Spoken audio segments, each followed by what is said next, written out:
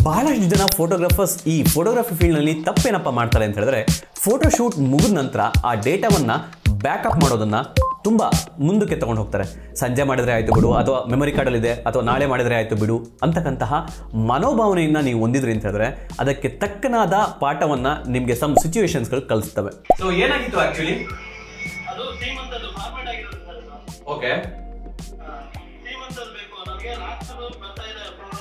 Okay ನನ್ನ ಟೀಮಿನ ಒಬ್ರು still photographer ಒಂದು ಸೀಮಂತರ ಫೋಟೋ ಶೂಟ್ನ ಮಾಡಿದ್ದಾರೆ. ಅದಾದ ನಂತರ ಆ ಡೇಟಾವನ್ನು ಬ್ಯಾಕಪ್ ಮಾಡೋದಕ್ಕೋಸ್ಕರ ಅವರ ಅಸಿಸ್ಟೆಂಟ್ಗೆ ಕೊಟ್ಟಿದ್ದಾರೆ. ಅವರ ಅಸಿಸ್ಟೆಂಟ್ ಡೇಟಾನು ಕೂಡ ಬ್ಯಾಕಪ್ ಮಾಡಿದ್ದಾರೆ. ಆದರೆ ಅದಾದ ನಂತರ ಆ ಕಾರ್ಡ್ನ ವಾಪಸ್ ತಗೊಂಡು ನೆಕ್ಸ್ಟ್ ಇವೆಂಟ್ಗೆ ಹೋಗ್ಬಿಟ್ಟು ಡೇಟಾ ಹೇಗೋ ಬ್ಯಾಕಪ್ ಆಗಿದೆ, ಸೊ ಇದನ್ನು ಫಾರ್ಮ್ಯಾಟ್ ಮಾಡಿಬಿಟ್ಟು ನೆಕ್ಸ್ಟ್ ಫರ್ದರ್ ಇನ್ನೊಂದು ಶೂಟನ್ನು ಫುಲ್ 32 GB ಏನು ಮೆಮೊರಿ ಕಾರ್ಡ್ ಇದೆ ಅದನ್ನ ಫುಲ್ ಫಿಲ್ ಮಾಡಿದ್ದಾರೆ. ಇದಾದ ನಂತರ ಮತ್ತೆ ವಾಪಸ್ ಬಂದ್ಬಿಟ್ಟು ಇವರು ಈ ಡೇಟಾವನ್ನು ಬ್ಯಾಕಪ್ ಮಾಡಿಬಿಟ್ಟು ಎಡು ಡೇಟಾವನ್ನು ಇನ್ನೊಂದು ಕಡೆಗೆ ಎಡಿಟಿಂಗ್ ಕೊಡೋಕ್ಕೆ ಅಂತ ಹೇಳ್ಬಿಟ್ಟು ಅಂತ ಹೋದಾಗ ಆ ಡೇಟಾ ಅರ್ಧ ಬ್ಯಾಕಪ್ ಆಗಿದೆ, ಇನ್ನರ್ಧ ಬ್ಯಾಕಪ್ ಆಗಿಲ್ಲ. ಕಾರಣ ಏನಪ್ಪ ಅಂತ ಹೇಳಿದ್ರೆ, ಈ ಸೀಮಂತದಲ್ಲಿ ಅಂದರೆ ಫಸ್ಟ್ ಶೂಟ್ ನಡೆದಿತ್ತಲ್ಲ ಅದರಲ್ಲಿ 2 ಫೋಲ್ಡರ್ ಇದೆ. ಒಂದು ಫೋಲ್ಡರ್ನ ಮಾತ್ರ ಅವ್ರ ಅಸಿಸ್ಟೆಂಟ್ ಬ್ಯಾಕಪ್ ಮಾಡಿದ್ದಾರೆ, ಇನ್ನು ಸೆಕೆಂಡ್ ಫೋಲ್ಡರ್ನ ಮರೆತುಬಿಟ್ಟು ಬ್ಯಾಕಪ್ ಮಾಡಿದ್ದೀನಿ ಅಂತ ಅನ್ಕೊಂಡಿದ್ದಾರೆ. ಬಟ್ ಇದು ಫುಲ್ ಓವರ್ ರೈಟ್ ಆಗಿದೆ. ನೆಕ್ಸ್ಟ್ ಶೂಟ್ ಏನಾಗಿದೆ ಅದು ಓವರ್ ರೈಟ್ ಆಗಿದೆ. ಸೊ ಆ ಓವರ್ ರೈಟ್ ಆದಾಗ ಹಳೆ ಡೇಟಾ ನಿಮ್ಗೆ ಸಿಗೋದಿಲ್ಲ. ಸೊ ಹಾಗಿದ್ರೆ ಈ ಥರದ ಸಿಚುವೇಶನ್ಗಳಲ್ಲಿ ನಾವು ಆ ಫೋಟೋಗಳನ್ನ ರಿಕವರಿ ಮಾಡ್ಬೋದಾ? ಅಥವಾ ನೀವೇನಾದರೂ ಡಿಫ್ರೆಂಟ್ ಬ್ರ್ಯಾಂಡ್, ಉದಾಹರಣೆ ನೀವು ಸೋನಿ ಕ್ಯಾಮ್ರಾದಲ್ಲಿ ಶೂಟ್ ಮಾಡ್ತಿರ್ತೀರ, ಪ್ರೋ ಗ್ರೇಡ್ ಆಗಿರ್ಬೋದು, ಅಥವಾ ಏಂಜಲ್ ಬರ್ಡ್ ಕಾರ್ಡ್ ಆಗಿರ್ಬೋದು, ಅಥವಾ ಸ್ಯಾಂಡಿಸ್ಕ್ ಮೆಮೊರಿ ಕಾರ್ಡ್ ಆಗಿರ್ಬೋದು, ಅದನ್ನು ನೀವು ಕ್ಯಾನನ್ ಶೂಟರ್ಗೆ ಕೊಟ್ರಿ. ನೀವು ಅದರಲ್ಲಿರ್ತಕ್ಕಂತಹ ಡೇಟಾವನ್ನು ಬ್ಯಾಕಪ್ ಮಾಡಿಬಿಟ್ಟು ಅದನ್ನು ಆ ಕ್ಯಾಮ್ರಾಗೆ ಹಾಕಿದ ಮೇಲೆ ಫಾರ್ಮ್ಯಾಟ್ ಮಾಡಿಬಿಟ್ಟು ಆಮೇಲೆ ಆ ಕ್ಯಾಮ್ರಾದಲ್ಲಿ ಶೂಟ್ ಮಾಡಬೇಕಾಗತ್ತೆ. ಯಾಕೆಂದರೆ ಪ್ರತಿಯೊಂದು ಕ್ಯಾಮ್ರಾಗಳು ಕೂಡ ತನ್ನ ಡೇಟಾ ಬೇಸವನ್ನು ಅದಕ್ಕೆ ಮೊದಲು ರೈಟ್ ಮಾಡಿಬಿಟ್ಟು ಆಮೇಲೆ ಅವ್ರದ್ದೇ ಆದಂಥ ಫಾರ್ಮ್ಯಾಟಲ್ಲಿ ಅದನ್ನು ರೈಟ್ ಮಾಡ್ತವೆ.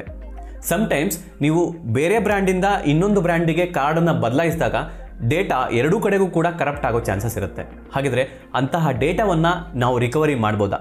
ತಿಳ್ಕೊಳ್ಳೋಣ ಈ ವಿಡಿಯೋದಲ್ಲಿ. ಅವ್ರು ಕಳಿಸಿರ್ತಕ್ಕಂತಹ ಮೆಮೊರಿ ಕಾರ್ಡ್ ಇಲ್ಲೇ ಇದೆ. ಸೊ ಇದನ್ನ ನಾನು ಕಳೆದ ವಿಡಿಯೋದಲ್ಲಿ ಫಸ್ಟ್ ವಿಡಿಯೋದಲ್ಲಿ ಓಪನ್ ಮಾಡಿದ್ದೆ. ಜಸ್ಟ್ ಅವರು ಒಂದು ಕೊರಿಯರ್ ಮಾಡಿದ್ರು. ಸೊ ಪ್ರೈವಸಿ ಪರ್ಪಸ್ಗೋಸ್ಕರ ನಾನು ಆ ಅಡ್ರೆಸ್ನ ರಿಮೂವ್ ಮಾಡಿದ್ದೀನಿ. ಓಪನ್ ಮಾಡಿಬಿಟ್ಟು ರಿಕವರಿ ಮಾಡೋಕ್ಕಾಗತ್ತಾ ಅಂತ ನೋಡೋಣ.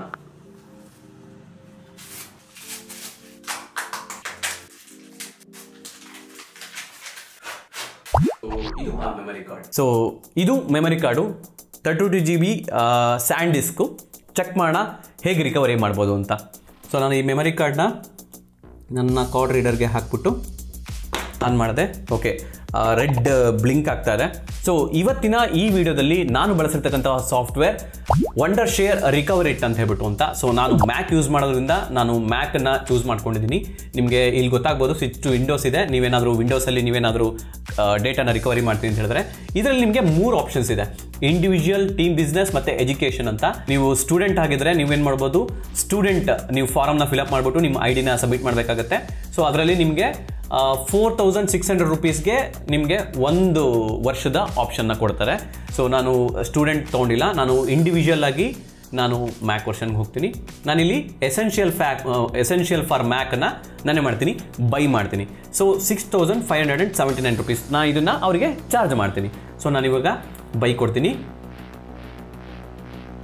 ಸೊ ಬೈ ಕೊಟ್ಟರೆ ನಾನಿಲ್ಲಿ ನನ್ನ ಇಮೇಲ್ ಡೇಟಾವನ್ನು ಫಿಲ್ ಮಾಡಿಬಿಟ್ಟು ಸೊ ನಾನು ಕಂಟಿನ್ಯೂ ಪೇಮೆಂಟ್ ಕೊಟ್ಬಿಟ್ಟು ಸೊ ನಾನು ಇದನ್ನು ಪರ್ಚೇಸ್ ಮಾಡ್ತೀನಿ. ಎಲ್ಲ ಸೇರಿಸ್ಬಿಟ್ಟು ನನಗೆ ಒಟ್ಟು 7763 ರೂಪೀಸ್ ಆಗಿದೆ. ಸೊ ಡೌನ್ಲೋಡ್ ಮಾಡಿಕೊಂಡು ನಾವು ಹೇಗೆ ಅದನ್ನ ಡೇಟಾ ರಿಕವರಿ ಮಾಡ್ಬೋದು ಅಂತ ನೋಡೋಣ. ಸೊ ನಾನೀಗ ಅದನ್ನ ಡೌನ್ಲೋಡ್ ಮಾಡಿಬಿಟ್ಟು ಇನ್ಸ್ಟಾಲ್ ಮಾಡಿದ್ದೀನಿ. ಇನ್ಸ್ಟಾಲ್ ಮಾಡಿಬಿಟ್ಟು ನಮ್ಮ ಮೆಮೊರಿ ಕಾರ್ಡ್ನ ಹಾಕಿದ್ದೀನಿ. ಇಲ್ಲಿ ನೋಡ್ಬೋದು D750ನಲ್ಲಿ ನಾವು ಶೂಟ್ ಮಾಡಿರ್ತಕ್ಕಂಥದ್ದು ನನ್ನ ಇದು. ಸೊ ಇದರಲ್ಲಿ ಇವಾಗ ರಿಕವರಿ ಆಪ್ಷನ್ಸ್ನ ನಮಗೆ ತೋರಿಸ್ತಾ ಇದೆ. ಸೊ ನೋಡ್ಬೋದು ಅಪ್ರಾಕ್ಸಿಮೇಟ್ಲಿ 32 GB ಮೆಮೊರಿ ಕಾರ್ಡ್ ಇರೋದು. ಸೊ 51% ಸ್ಕ್ಯಾನ್ ಆಗ್ತಾ ಇದೆ. ಅಪ್ರಾಕ್ಸಿಮೇಟ್ ಸ್ಪೆಂಡ್ ಟೈಮ್ ತೋರಿಸ್ತಾ ಇದೆ, ರಿಕವರಿ. ಸೊ ಸೆಕ್ಟರ್ಸ್ ತೋರಿಸ್ತಾ ಇದೆ.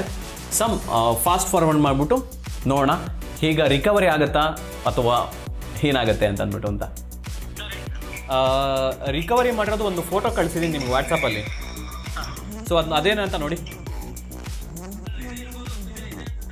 ಇದೆ ಅನ್ಸುತ್ತಾ? ಸರಿ, ಓಕೆ, ನಾನು ರಿಕವರಿ ಮಾಡಿದ್ದೀನಿ ಸಮ್ಟೈಮ್ಸು. ಸೊ ಎಷ್ಟು ನಿಮಿಷ ತೊಗೊಳುತ್ತೆ ಅಂತ ಗೊತ್ತಿಲ್ಲ. ನಾನು ರಿಕವರಿ ಕೊಡ್ತೀನಿ ಸೆಲೆಕ್ಟ್ ಮಾಡಿಬಿಟ್ಟು. ಇರಲಿ, ಪರವಾಗಿಲ್ಲ. ಅಫ್ಕೋರ್ಸ್ ಸಮ್ಟೈಮ್ಸ್ 99% ರಿಕವರಿ ಮಾಡ್ಬೋದು. ಸೊ ರಿಕವರಿ ಮಾಡ್ಬಿಟ್ಟು ನೋಡೋಣ. ಸೊ ಈಗ ಫಸ್ಟು ನಾನು ಏನು ಮಾಡಿದ್ದೀನಿ, ಇವಾಗ ಸೆಲೆಕ್ಟ್ ಮಾಡ್ಕೊಂಡಿದ್ದೀನಿ. ಸೊ ರಿಕವರ್ ಕೊಡ್ತೀನಿ. ದೇವಾಚಾರ್ಯ ಇದರಲ್ಲಿ. ಸೊ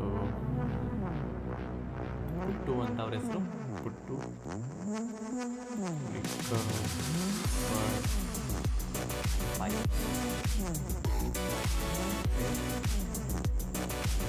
ಸೊ ನೋಡಿದ್ರಲ್ಲ ಸ್ನೇಹಿತರೆ, ನೀವು ಕೂಡ ಸಪೋಸ್ ಏನಾದರೂ ನಿಮ್ಮ ಮೆಮೊರಿ ಕಾರ್ಡನ್ನು ಯಾವಾಗಲೂ ಕೂಡ ಡಬಲ್ ಬ್ಯಾಕಪ್ ಮಾಡೋದನ್ನು ಕಲ್ತ್ಕೊಳ್ಳಿ. ಒನ್ಸ್ ಡೇಟಾ ಏನಾದ್ರು ಲಾಸ್ ಆಯಿತು ಅಂತ ಹೇಳಿದ್ರೆ ನಿಮಗೆ ಕ್ಲೈಂಟ್ ಮುಂದೆ ನಿಮ್ಮ ಮಾನ ಮರ್ಯಾದೆ ಹೋಗೋದಲ್ಲದೆ ನೀವು ನಿಮ್ಮ ರೆಪ್ಯುಟೇಷನ್ನು ಕೂಡ ಕಳ್ಕೋಬೇಕಾಗತ್ತೆ.